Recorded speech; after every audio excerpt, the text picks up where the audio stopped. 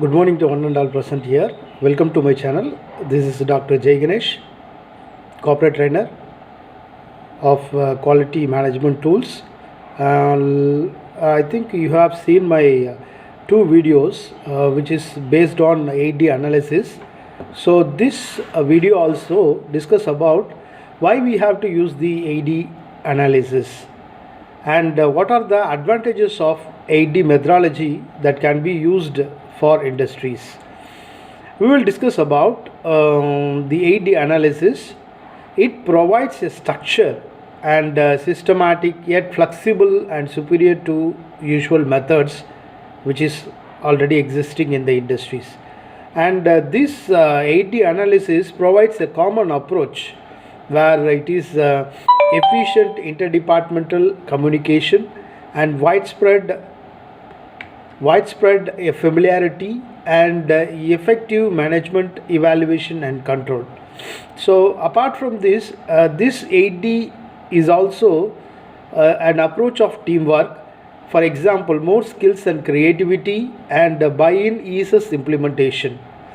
And this AD, it's a fact-based approach where you can have good data is indisputable and it eliminates personal biases. And also this is used for common quality methods like tied to Deming philosophy and a powerful and commonly available statistical tool. And this AD provides framework or application of methods. And when we talk about the documentation, the standard format for reporting all actions of documents that can be used and later references provides insight to problem solutions. And today I want to discuss about the step 1 of AD analysis, that is called initiate the project team. So whenever you find out the problem has been discovered and then you have to, till the problem has to be solved, you need to use different types of steps or steps of solving the problem. Under that, the first step is initiate project team. So when we talk about the project team initiation, we have to talk about the objective. Objective of team formation is establishing a team of people with product and process knowledge, skill in the various technical disciplines, and allocated time and authority to implement actions to solve a problem. And supporting concepts and methods is employee involvement and participative and team leadership skill as well as meeting facilitation skill. And team composition, it consists of members. A good team members are persons who are willing to contribute. And second thing is capable of diagnosing the problem. And third one is trainable in the use of improvement methods. And the fourth point is team players rather than an individual participant. So we are talking about the team size. As of now, 3 to 7 people is optimum for a team.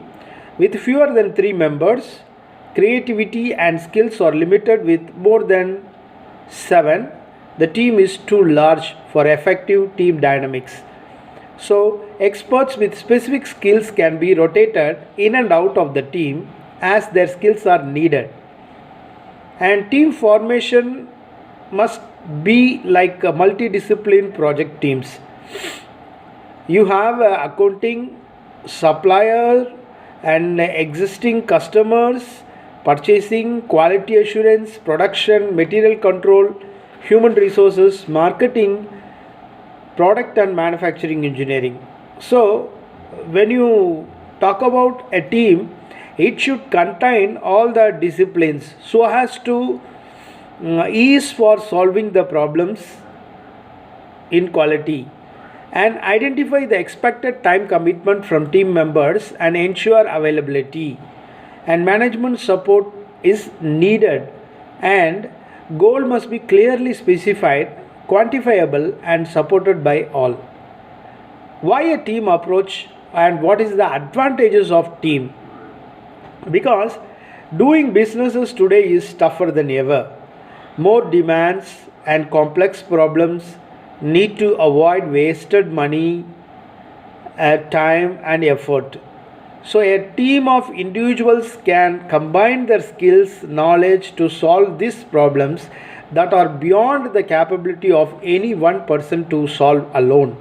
And the advantages of having a team is we have a different types of skilled people, more talent, more experience, more knowledge, and more technical competence.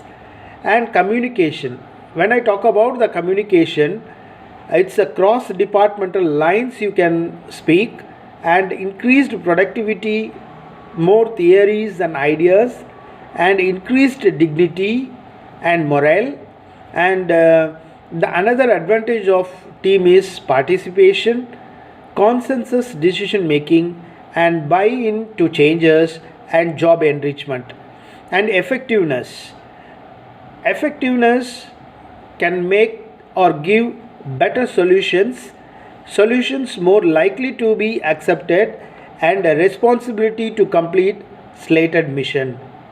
And some of the pitfalls to avoid when you form a team formation: no leader or empowered to implement ideas, no champion assigned or available to assist the team in time of need, personality conflicts, domination by one member, negative attitudes, why I am here, all those type of questions should be avoided.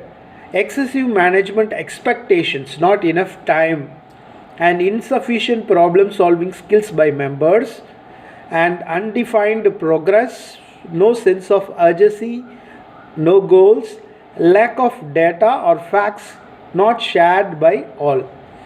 One of the quote I want to discuss as of now: if you don't know where you are going, any road will get you there. If there is a doubt, then there is no doubt. Let's the facts. And today I think the step 1 of 8D analysis, which is called team formation, has been discussed.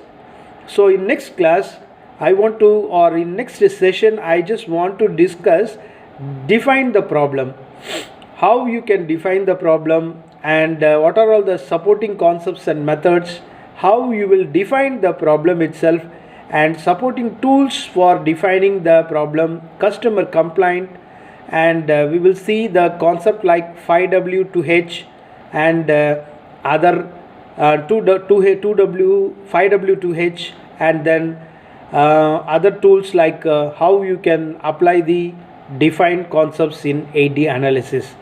Thank you very much for watching, and if you have any doubt, you can contact me. My email ID is jaiganeshresearch@gmail.com, and my mobile number is 9443278181. Thanks for watching.